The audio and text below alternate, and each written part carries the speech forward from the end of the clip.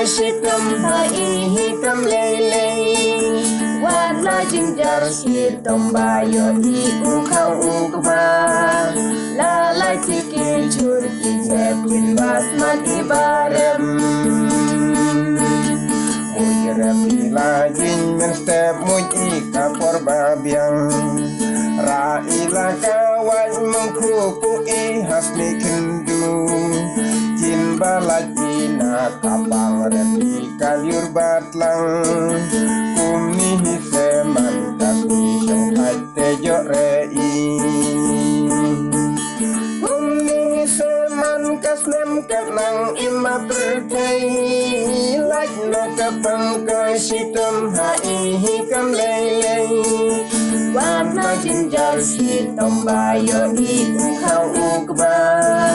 lala kiki jur ki jepin basmat ibarem ngerem shalom syaklau lagi ratang ukau dan kamre ikyo kasyang syet ikahakatang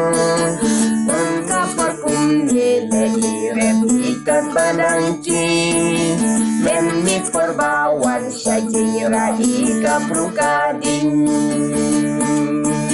Kumi seman kaslem kanang ima percay Lagna kapang kasitam hai hitam lele Wadla jinjar sitam bayo ibu kau ukba Lalai ciki jurki jepin basman ibarem Lalai ciki jurki jepin basmat ibarem